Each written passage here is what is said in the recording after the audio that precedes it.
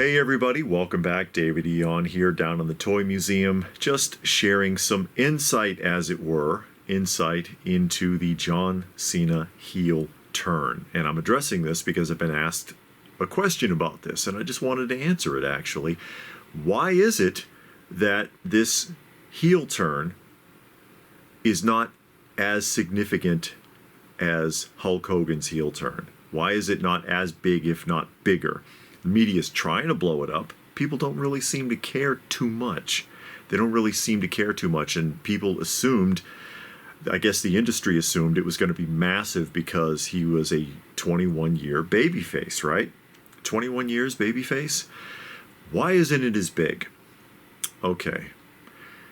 To put it simply, because he's not Hulk Hogan and this isn't the 90s. I know a lot of people love to hate Hulk Hogan. Whether you hate him or not, Hulk Hogan was instrumental in making wrestling monumental. Hulk Hogan made wrestling massive. Oh, he's a liar, he's this, he's that. Okay, fine. They all lie. They all exaggerate. They all make up tall tales. All right, that's part of the mystique of wrestlers in general. You don't know what's the truth and what isn't. Roddy Piper and Jimmy Snuka took the fact that they staged the whole coconut bit to the grave. They denied that their whole lives. Oh no, it was a real coconut. I really hit him in the head. Watch that video. He didn't hit. It was staged. It was staged. It was really well done. It was really well done. It's classic Roddy Piper. But, you know, it was staged, okay? Period. I can get into that in more detail at another time, but whatever. Bottom line is, you're coming from an era, 70s, 80s, 90s, with the sweet spot of the biggest part of wrestling being huge culturally, right in the middle of the 1980s. During that time period, you could tie a wrestler to a chair and break all of his fingers and toes, and he would not admit that it was fake. Okay? There's no way. There's no way they would break character. There's no way they would admit that there was a script. Nothing like that. It wouldn't happen. It would not happen. Now, yeah, it's a script. It's a script. And not taking away from it, I know that people say, oh, wrestling's fake. It's very intense, athletically speaking. A lot of strain is put on these people, even just with the travel. A lot of strain is put on these people. They get hurt. Sometimes they get killed. You know, it's not a game. It's serious. But it is arranged. But now they're open about this. They didn't used to be. That was forbidden. No way. No matter what happens, never admit a damn thing. I read Hulk Hogan's book, and I remember him talking about, I think he was with the Samoans, and they got arrested in Florida, if I remember this correctly, this story, and how they refused to break character, and it was driving him nuts, and he thought he was going to rot in jail, and he's on the phone. He's like, please get down here and get us out of here and sort these two out, because they wouldn't break character. Even though they're sitting in jail. Think about that. So, in the back of everyone's minds, even though they suspected it's all fake, or they saw things that were like, oh, give me a break. There's no way that was real. Always had in the back of your mind, well, no one's ever confirmed it. People really believed that stuff. I grew up in that era. People really believed in that stuff. Then all of a sudden it's like, nah, we script everything. It's all bullshit. Knowing that, how can anyone take John Cena's heel turn seriously? The mystique is gone. The mystique is just gone.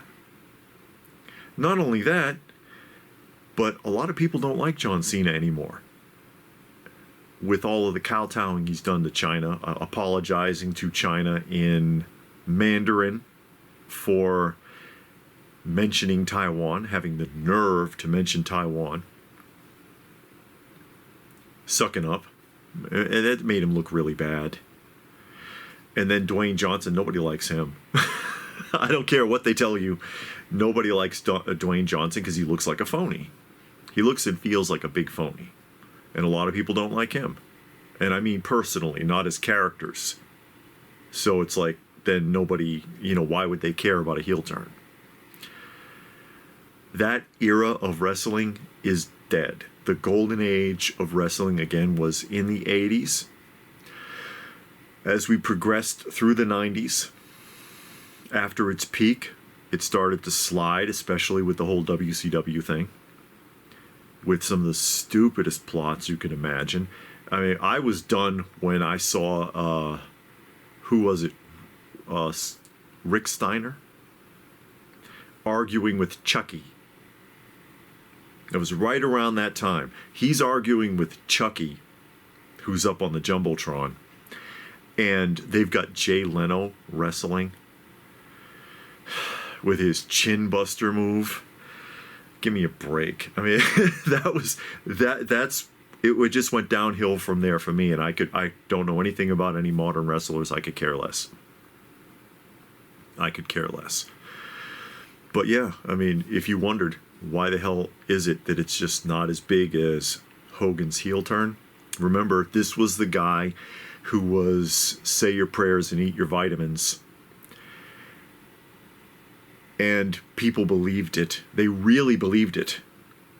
To them, it was not an act. It was not a character. It was not a script. Which most of the time, there was no script anyways. When you see those old promos and stuff, they did that crap off the top of their head. They improvised everything. Nothing was written out for them like it is now. Nothing was written out for them like it is now. So people really believed in Hogan's character as being a real person. And so when he switched, they couldn't take it. They went nuts. And that's why no one will ever top that heel turn. Thoughts? What do you think about that? Let me know what your thoughts are in the comments section down below. Please do give the video a thumbs up if you got something out of it. I sure hope you did. Share it if you can. Subscribe if you knew, all of that good stuff. And if that is it, then what more can I say but thanks for watching. And we will see you again soon.